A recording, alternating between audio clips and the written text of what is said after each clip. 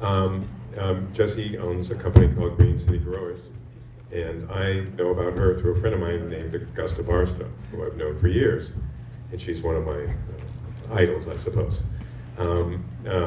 So in any case, without further ado, when you want urban farming, you call.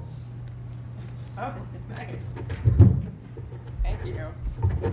To Dan and to Rich for using up a lot of the words that I now don't have to say. I really appreciate that, and Stephanie for scaring the crap out of me. But anyway, I'm Jessie Banhazl. I'm the CEO and founder of Green City Growers. We're a Somerville-based urban farming company. Huh? Is that okay? Okay, Somerville, yeah. And I forgot my notes. Anyway, I'm going to start. I only have a few numbers to throw at you. So here are my numbers. 33, and that's the number of years that we've been using genetic engineering in agriculture since the 70s. 113, and that's the number of years that Monsanto has been using chemicals in the production of agriculture. And 10,000, which is the number of years that human beings have been growing food. And 10,000, and majority of those 10,000 years we've been growing food without the use of chemicals or without the use of genetically modified organisms. Plants don't really need us to nourish or to thrive. They can do fine without us, but we seem to think that they can't. So our approach to this has been to completely remove ourselves from the conversation of genetically modified organisms or chemicals in food or anything really that could be dangerous by simply taking it back into our own hands.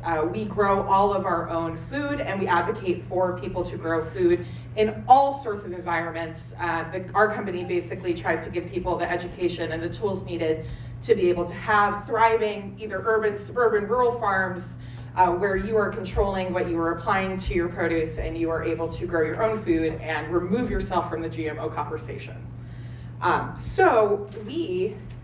Why do we do this and how do we do it? We provide raised bed installations, we do rooftop farms, we also do workshops, maintenance, and education. So again, providing any of the necessary tools for people to be able to learn the skills to be able to grow their own produce. So why do we do this? We do it because number one, again, we want to be able to control what we apply to our own food. We're an organic company. We grow all of our produce organically. We also agree with everything that Dan said in terms of nutrient density. That's something that is a big reason why we grow food for ourselves, is that a lot of the produce available to us is not as nutrient dense as it could be. A lot of the food that you get at the grocery store is often being shipped from other parts of the country. I mean, clearly we all know that nothing's coming out of the soil in Massachusetts today, since you can't basically see a car. I don't think that there's any corn or tomatoes growing underneath that. So one of the things that happens is that food is grown in California, it's grown in Argentina, it's grown in Southeast Asia, and it is harvested before it's ripe. It's often ripened chemically in transit, and it's also harvested as unripe as needed for it to sit on the shelf at the grocery store for whatever period of time before you purchase it. And so a lot of the produce available to us isn't at its full nutrient density. And so that's one of the great things about growing your own food, is you're able to actually have it on the vine until it's to its fullest nutrient density. So we absolutely advocate for that. Also, again, you can control where your produce is coming from, and it also gives you a deeper connection to your personal health. If you're growing tasty, delicious vegetables at home, you're less tempted by other items that may not be as natural. So that's a big part of why we do what we do. Also, it's actually, there's a lot of available space. It may not seem like it, but it's about creatively using the space in the city or in the suburbs to be able to grow food densely. We follow intensive planting methods. We really try to utilize as much space as we can. This is our office in Somerville. We're in an industrial park. We're surrounded by junkyards, but we grow a good amount of produce that is able to feed the staff from a very small area outside of our office. Also, one of the great things about growing food, especially growing food with kids, is that it can give children they'll prefer to eat vegetables. A lot of times kids have absolutely no interest in eating vegetables, and we see a lot of people go into that being like, I'm not touching a carrot, and they put the seed in the ground and they watch it grow, and they pull it out of the ground and eat it, and they love it. And so we can definitely advocate and say that we've seen the results of young children really changing their eating habits by growing their own. That's good. You want to keep them off of the Doritos and the Coke, and I don't think we're even talking about those items. Everybody knows they're bad. It's not even a part of the conversation. And so you want to get children at a young age interested in eating food that is naturally healthier for them and getting them excited about it. So, a lot of what we do is rooftop farming. Space is valuable.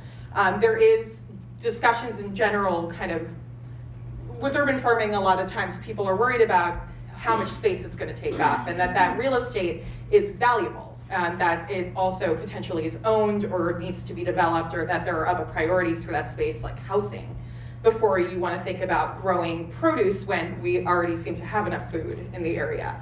What's nice is that rooftops actually aren't being used for any purposes other than pretty much to have rooftop equipment. And so rooftops are actually a very ideal place to be growing food in the city. They don't, there's really rooftop equipment, that's it. And so that's a big part of what we've been doing on all sorts of scales is growing food on roofs. So I'm going to use our projects as case studies because we have pictures of them. But we have a half-acre rooftop farm that we manage for Whole Foods supermarket in Linfield. And so they took half the roof of the supermarket when the project was in a blueprint stage and built in the structural integrity needed for it to support a rooftop farm. It's soil-based. And so we are growing soil. We also are behind, we're a soil-based company. We preach the word of soil growing. Not totally sold yet on hydroponics. I can be convinced, but not yet. So we have a lot of soil up there, but we are able to grow a huge amount of food. And by the way that we do this is we do it through the use of green roofing systems. And so we took a system that already existed. It existed in the sense where people were putting green roofs that had grasses or sedums growing. For a lot of environmental benefits, they help with stormwater runoff, it helps insulate the building so you can bring down heating and cooling costs, you're adding more green space, you're generating more oxygen. There's a lot of reasons why you would want to have a green roof. And so by just changing the soil mix and adding soil depth, we were able to adapt these green roofing systems into food roofs. And so what's great is that it was an existing system that we adapted, so we weren't starting from scratch. And we were able to kind of convert a portion of the roof into a urban farm. What's great about this is Whole Foods was really kind of a pioneer in this sense. And if we could get grocery stores to put and build in the structural integrity needed to be able to grow food on the roof, we could all be eating food that's grown 25 feet from where it was grown. So you're actually purchasing this produce from underneath where the food is being grown. And it's being grown organically, and it's being grown to have as much nutrient density as possible, at least if we're growing it. So another thing is that you can grow pretty much anything you could grow in a traditional farm on a roof or using intensive systems. We try to prioritize produce that is expensive, items that are specialty, and really looking for things that have the most value. Because again, why would a grocery store do this? Ideally, you want them to do it. They do it so that because it has value, because it's adding value to what they're doing. So we're trying to grow crops that are interesting, that people want to buy. But again, you can grow anything on a roof that you could grow ground level. And this is the rooftop here. Again, you look at the size of this. This is probably a 40,000 square foot building. There's a lot of buildings being built of this size that would really benefit from having these kinds of features built into them. And really, when you're starting at the development stage, you can build these projects in. The issues that come with retrofitting rooftops is simply in the structural integrity needed to be able to have it hold the weight of the soil. And that's something that you can retrofit buildings. It just depends on the building itself. That's what structural engineers are for. We love structural engineers because they know what they're talking about, and we don't have to make any sort of definitive decisions about the weight of the roof, like, sure, that'll work. And so again, it's a really wonderful way to use space, and I think this is potentially the future of how we could see urban agriculture inside city centers, is that new developments are creating growing space and adding it to their buildings. And this could be for food service, for restaurants, for grocery stores. It could also be for residential. The idea of taking and utilizing rooftops of new condo buildings, of new apartment buildings, of anywhere, and advocating for those developers to be incorporating growing space into new developments and allowing people the opportunity to be able to grow their own food. So this is an example of a retrofit. This is a little bit smaller scale. It's Esther Restaurant. It was formerly called Ledge Kitchen and Drinks in Lower Mills, Dorchester. This is a 5,000 square foot rooftop farm. So again, you can do a retrofit. You can go on top of an existing building. And we grew about 1,200 pounds of produce annually for them. So it's a huge part of their produce sourcing during the season. They don't have to worry about the quality of the food that they're getting elsewhere. They're able to source it and control what's being grown for them by telling us what they want. So again, one of the things that's nice about this as well is that you create awareness and you're able to actually communicate to the public that you're growing the food for yourself and that that food itself is organic and it's more nutrient dense. And so these restaurants are creating their own sources of quality, organic, safe food from from their property. So in terms of, clearly urban settings are complicated. Oftentimes there's a lot of variables that you don't have to deal with when you're talking about a larger farm out in Iowa or Indiana, which clearly has numerous issues that we just heard a little bit about. But in terms of our focus, there's issues such as people don't want to give you any sort of space. This is a great example. This is the roof of a parking garage in downtown Crossing. This is a site that we have for Be Good Restaurant. Those are kiddie pools. We use them because with about 5 to 6 people, you can pick them up and move them. And so one of the conditions of us using the space is that we'd be able to stack that site at the end of the winter. They didn't want it to be able to use it to push snow into that area. And so at the end of the season, we're able to actually stack these and put them in a corner, which is great. What we were able to do is that the parking garage management decided they didn't want them there anymore, and we were able to park them all into a truck and drive them to another location. And so this is kind of, again, creative uses of space and creative use of containers. You really have to be adaptable when you're thinking about growing food in urban environments. Are those tomatoes you grow? Yeah, they are. They're tomatoes. We grew before the site got broken down. Well, with those kiddie pools, and they will be reinstalled somewhere. To be determined. We grow over 1,000 pounds of tomatoes from 40 kiddie pools. And so again, it may seem like a small space. It's about 5 parking spots. How many tomato plants per pool? Looking to count. Probably 8 would be my guess. What we do, it's only 10 inches of soil depth in a kiddie pool, but horticulturally what we'll do is we actually plant them at an angle, and we plant the angle of the root system into the interior of the pool. And so you're planting them around the edge, and you're planting it in as an angle, and so the root systems are taking it going inwards. And so we were able to establish tomatoes, which traditionally want a little more than 10 inches of soil. We added more plants than we would normally add, but we added them in a way where they were kind of moving into the center. So again, there's kind of creative ways that you can work with the space that you have. Very, very cool. So other ways, I don't think you're going to grow enough food to survive in the, if we ever got a blizzard that prevented us from going anywhere. If you were to grow inside with soil techniques, but you can grow and supplement some of the food that you want to eat from indoors. And so we grow food inside and outdoors for the Be Good restaurant chain. They're a wonderful, wonderful business, very, very focused on healthy food and doing it in a way that is accessible for people. And so Be Good has a lot of indoor growing systems that we maintain for themselves. And I think one of the great things about this is that these systems are showing the customer that it's really important for them where they're sourcing their food from. And so you can grow, I would say I wouldn't expect too much from an indoor growing system. Plants are a bit stressed inside, but that's about what you can expect in terms of, that's mint growing there. And we get a pretty sizable amount of mint harvesting there pretty regularly. And so it can be a nice way to supplement what you're doing outside, or a nice way to at least keep some sort of something consistently growing during the winter. Or you can just stick your head underneath those grow lights and pretend like it's summer, which I have felt like doing for the last 2 weeks.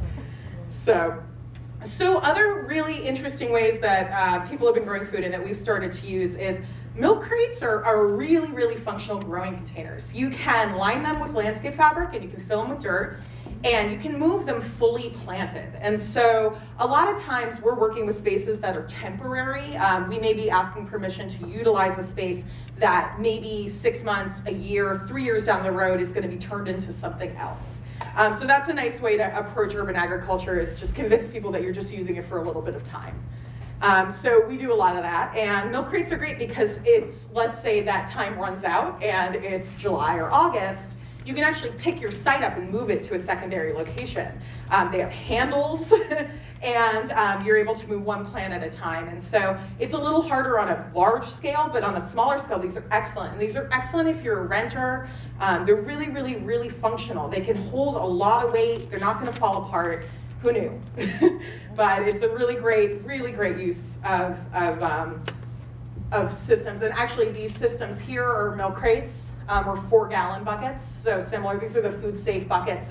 You can sometimes get these for free, which is great. A lot of these came from an Italian specialty shop near us that gets bulk egg yolks, and so what's great, they're food safe plastic, and so they're really, you can also buy them, which we did, but those are really useful. And again, milk crates are great. You just have to line it with landscape fabric so it holds the soil. 5 minutes, okay. So also another example, there's hundreds of thousands of square feet of existing perennial beds surrounding buildings. We advocate for using those and looking at them in a different way and actually using them for growing food. Our example is that we work at the Seaport Hotel. They had a lot of space that had flowers and some bushes, some things that were kind of taking up space. They wanted to do an herb garden, so we took out most of that and left in some of the perennials, and were able to establish a really significant herb garden out of an existing bed. And so if you do want to use those, you want to test your soil to make sure that there's not lead in their soil, but it's a really, really great way to not have to ask for any additional space if you really want to try to work with a small amount of area. So, in terms of growing your food, clearly you can grow food for yourself. That's a really, really wonderful way for you to be able to provide yourself with your own food that you have control over, that you control the nutrient density of, that you control where you get your seeds from, what soil you're using. There are other ways that we advocate for, and places where we advocate for the growing of food. Schools is a huge one. It's really important, again, for kids to be engaging in food production, for science, for math, for arts, for everything in terms of the actual curriculum that they're learning in school. And then also for them, again, wanting to eat vegetables more.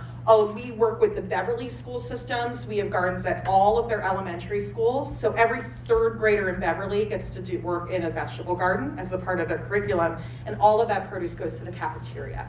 So it's actually functional in that way as well, is that they're growing food on an area of the property that wasn't being used for anything. And now it's supplementing the cafeteria, and at least that much of the food that's in the cafeteria is from a known origin that the kids actually engaged with and were able to grow themselves. Other places that can be wonderful places to grow food, assisted living facilities is a place that we advocate for having vegetable gardens. They're wonderful. We have them in memory care wings. They're a great way to get people outside and active. They're really, really great. You can build raised beds to be adaptive. You do not have to bend over. You can build things to be taller. Also, utilizing corporate lawn space. There's a whole lot of empty space on businesses or surrounding businesses. And so one of the programs we offer is putting in raised beds on a lawn of a business and running a wellness program for the employees. And so that program can act as a way for the employees to learn how to grow their own food, and then the food can be sent home with the staff, or it can be donated on behalf of the business. And this has been a really successful program that we've run. We have a lot of area companies doing this. We have a couple gardens in Kendall Square that I would suggest you go to if they weren't in 3 feet of snow. You cannot see them right now. This is actually right around the corner. It's on the roof of the roof garden of, forget the address, but it's 5 Cambridge Center. It's the roof garage there. So again, business lawns are open and they're just used for aesthetics. That can be a great place to grow a good amount of food. And you can grow a lot of food out of a small amount of space. From Harvard Pilgrim Healthcare, annually we grow 1,000 pounds of produce annually from a very small amount of space, from 280 square feet. We grow 1,000 pounds of produce. And so you can yield a lot of produce if you're doing it well and you're doing it intensively, and that's what we try to advocate and give people the tools and knowledge to be able to do. We've personally produced over 80,000 pounds of produce in the last 5 years of business, and that's also economic. We're able to actually grow that food from within city limits. It's served to people within Boston, and we're generating revenue doing so. And that's it for me. So, thanks.